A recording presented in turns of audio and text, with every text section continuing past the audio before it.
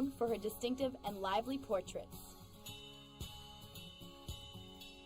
Most of her subjects are famous Canadians such as Oscar Peterson and Norman Jewison, just to name a few. She is also an illustrator for children's books that have earned many awards and nominations, specifically a Governor General's Award.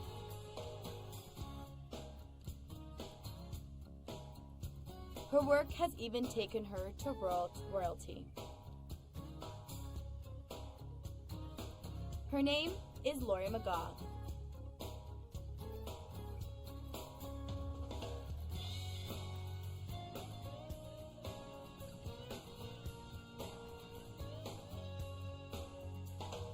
Laurie's work has been featured in books, magazines, and in private and corporate collections for the past 30 years.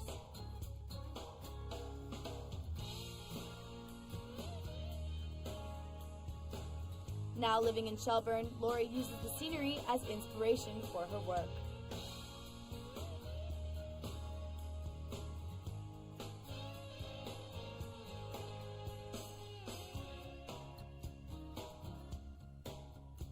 Laurie also passes along her talent to those aspiring artists through her teaching.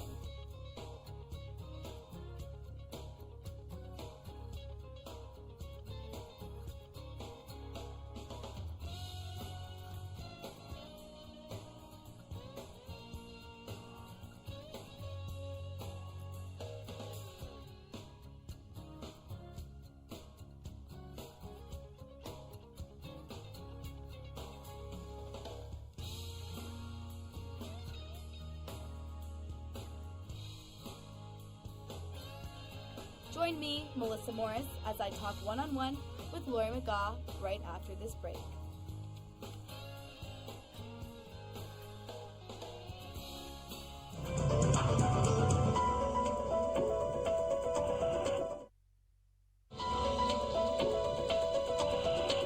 And welcome to One-on-One. I'm your host, Melissa Morris. Joining us today is freelance illustrator, portraitist, and teacher Laurie McGaw. Thank you so much for joining us today. Thank you for having me. You are well known for your lively portraits and your illustrations for various children's books. Is that a passion that came later in life, or is it something that you're interested in from an early age? From a very, very early age, and I remember it clearly because I was a little kid. I was in hospital having my tonsils out, and there was a student or a young boy in the next bed who had a drawing pad and was drawing horses in a field with three-dimensional fence posts, and I was 5 years old, and he told me how to achieve a three-dimensional look in my drawings, and from that time on I was hooked. And how old were you at that time? 5. 5 years old. And that's how I remember it so clearly. And I loved to draw ever since then. And I drew and drew and drew. Mm-hmm. And obviously you went through for, if you knew what you wanted to do, you knew how important education was going to be. So I understand you went to the Ontario College of Art and Design. Yes, I did. And you also went to study art history in Italy, which was a York University exchange program. Mm-hmm. How did this education contribute to your success as an artist, do you think?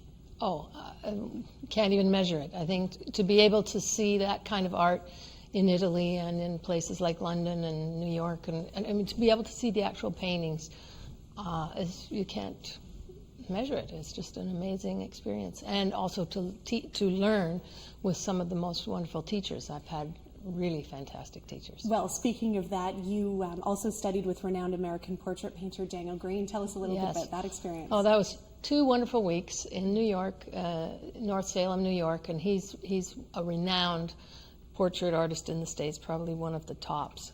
And he teaches all year round, but I was able to I took one course twice. I liked it so much I took the week again because it was so fantastic. And he taught me things that I'm still using in my portrait work today. Wow. Yeah. And obviously, I mean, you mentioned that your passion came from, being at 5 years old, you knew what you were going to do, but specifically portraiture and children's illustrations. At what point did you decide that was the career track you were going to take? Yeah, it didn't happen right away because when I was in high school, even I thought maybe I'd like to get into set design. I was interested in the theater. At one point, I wanted to be a medical illustrator because my mom had been a nurse. Mm-hmm. And then that I didn't have the science marks. So, right. but I always loved faces. and I always loved people. And so the books came along quite by accident, because I was working on a book I was working on illustrations, all different kinds of illustrations, and Madison Press came to me with a book project where they needed the people in the illustrations to look very real. I had done all other kinds of advertising art, but they needed somebody who could draw people. So that was the first book I did, and it was called The Secrets of Vesuvius. Okay. And that was back in 1989. But that books hadn't been something that I had dreamed of doing. It just kind of happened. Yeah, it's sort of organic that way, isn't it? The way, your career sort of took stepping stones along the way. But did you go through a starving artist period? Early days, I was doing a lot of drawings for the Toronto Star. I did, in fact, 2 a week for the Toronto Star. I even did some courtroom drawing and so on. And that's how you paid the bills? Yeah, it sounds I paid the bills. Though. It was great. Not, your average trying to pay the bills kind of job. No, it was fun. It was great, and they kept me going for those first few years. And then I took an ad in a book called Creative Source, which is a catalog for illustrators and photographers, and you take a page out and show examples of your work. It has your name and phone number on it, and then people start phoning you. And that's really how I got more work, was through that book. And then there's other kinds of books that are similar to that. Through self-promotion, basically. Yeah. And how many years ago was that? Well, I started freelancing in 1978. I worked for a year at a place called TDF Artists, which was then the largest advertising art studio in Canada. So I worked there for a year, and that was a wonderful year. So 77 to 78 was TDF, and then I went freelance in 78. Yeah. Do you have sort of a favorite tag between the two, between portraits and children's illustrations, or do you so much enjoy both that they kind of balance each other out? I honestly can say I really enjoy both, because they're very, even in the children's illustrations, I'm focusing on the characters and the people, so in a sense they're portraits. And then even some of the books that I've done for children have been a collection of portraits, such as the princess books. So I like them both. But I do love portraiture. It's good. If it's a book, it has to have people in it. Right. Well, we're looking forward to talking a little bit more with you. We're with Laurie McGaw today on One-on-One. We're going to take a quick break, and when we come back, we're going to talk about Laurie's accolades. Looking forward to that. See you in a minute.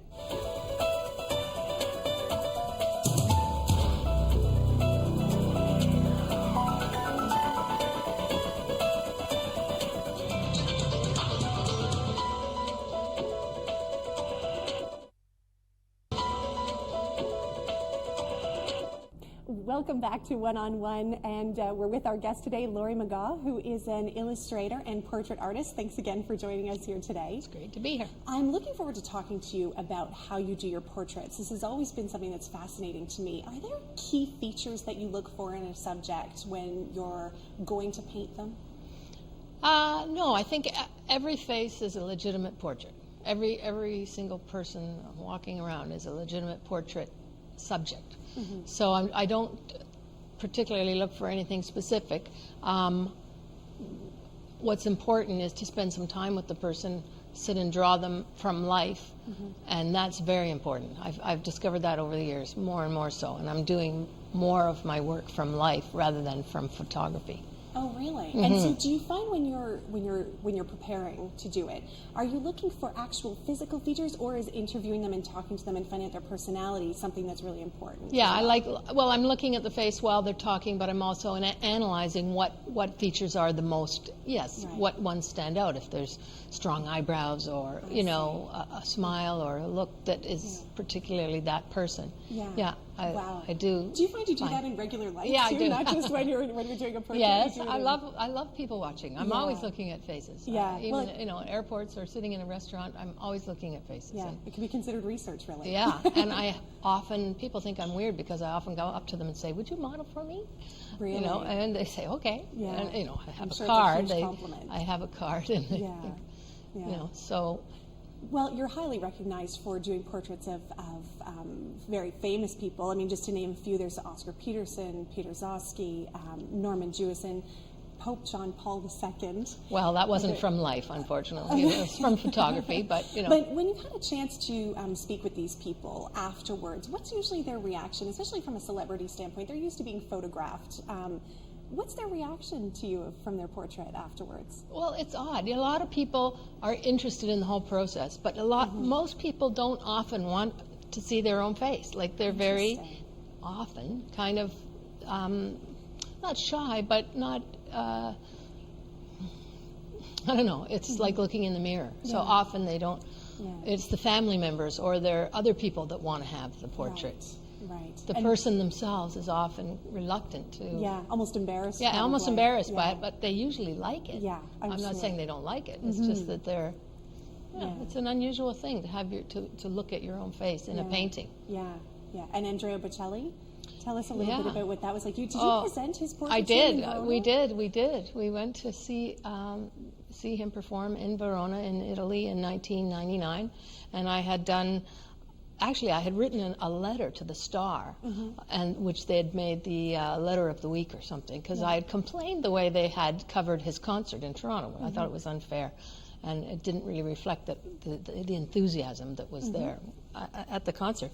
So anyway, they said, well, why don't you, we see you're an artist, would you like to draw a portrait of him to go along with your letter? And I said, sure, that would be a labor of love. So I did, and they paid me for it, a small amount. Anyway.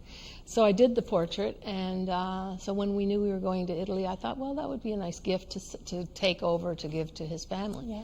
So that's what we did, and we got to meet him. What a wonderful thrill. Yeah, it was wonderful. What a lovely guy.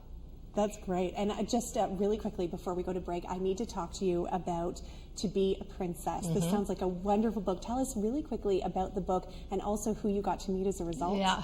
Well, it was again a book for children, but it's the stories of what it was like behind the palace walls for young princesses before they became queens, like Victoria, for instance, or Elizabeth I, and all these various princesses from around the world, in fact, too, an Indian princess and a Hawaiian princess.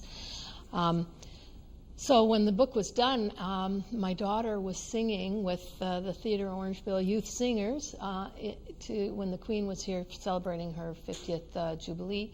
And I thought, well, I'll go down and I'll bring a book and maybe I'll have a chance to give it to her. And I did, and it was wonderful. I had it there and I presented it to her, and she almost did a double take, because it was a portrait of the Queen and her sister Margaret at the time of their fathers becoming king. Yeah, wow. Well, we are going to talk about your own family and your friends here in Dufferin County. When we come back, we're going to take a quick break here on One on One.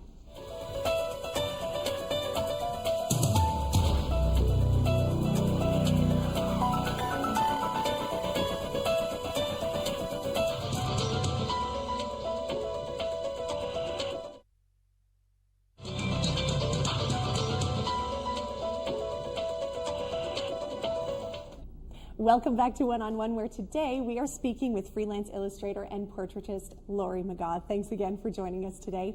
You have been celebrated as an artist through, awards and accolades and nominations. Tell us a little bit about some of those.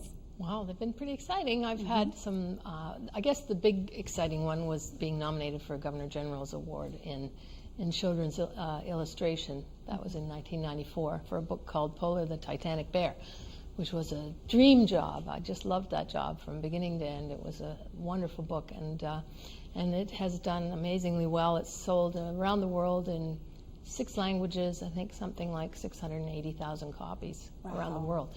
But the fact that it was nominated for Governor General's, that was a big thrill, and I got to go to Montreal for the presentation. It was wonderful. Wow.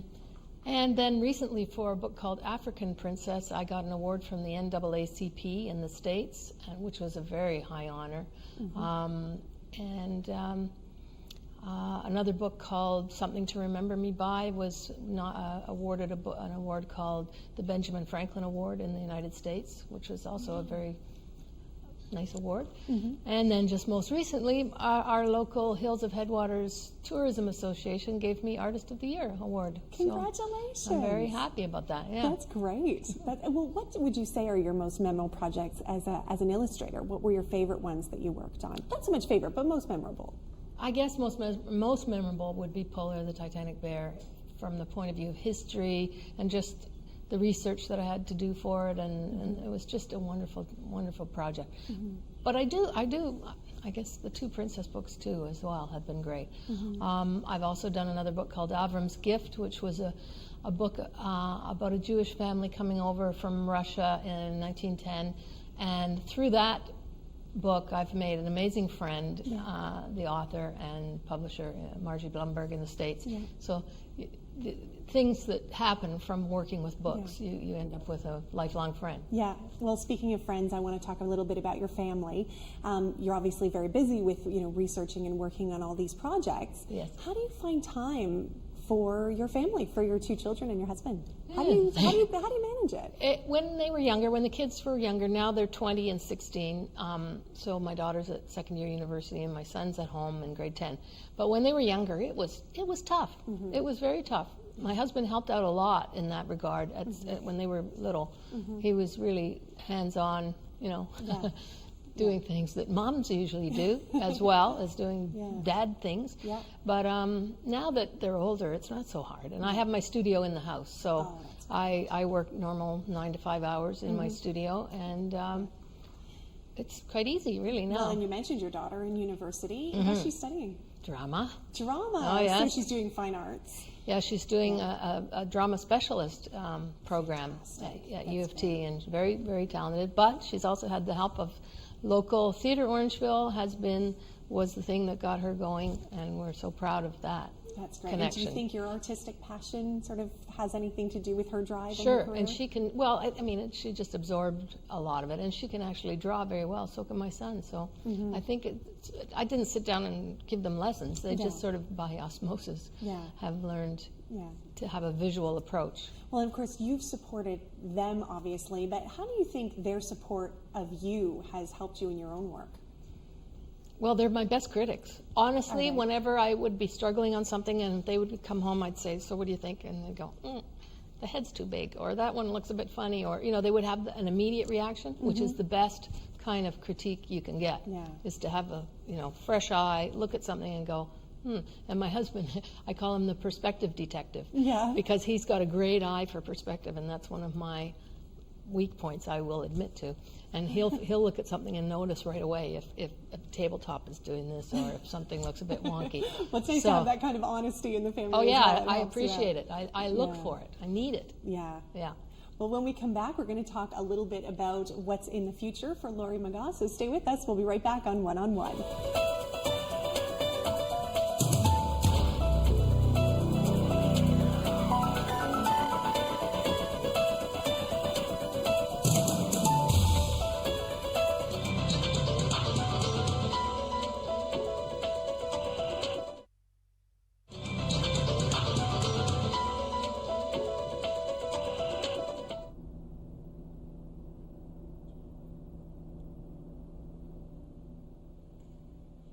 Welcome back to One on One, where today we are speaking with renowned illustrator and portrait artist Laurie McGaw. Thank you so much for being here. And of course, you are an illustrator and a portrait artist, but you also have designed coins. Tell us a little bit about that.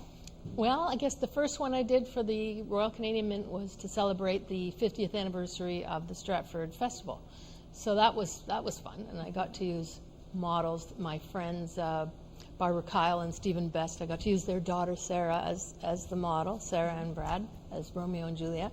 So that was wonderful. And then the most recent one I've done is the new proofed silver dollar, which features a portrait of Mohawk leader Joseph Brant. So that was a really, really wonderful coin to get. And coins are such a part of our history. Yeah. You're documenting something that is really going to be a part of this country forever. Yeah, and people will save them, and it's a very nice kind of project for longevity. Yeah. And then I did another one recently for the 2010 Olympics, and it was it's a gold commemorative coin, but it features 20 portraits around the outside of the coin. Tiny, tiny portraits, but and representing all the different ethnic backgrounds in Canada. So that was an interesting job and a challenge. Yeah. Yeah. So what are you working on now? I'm working on a 4-foot by 9-foot painting portrait of a woman on an elephant in Thailand.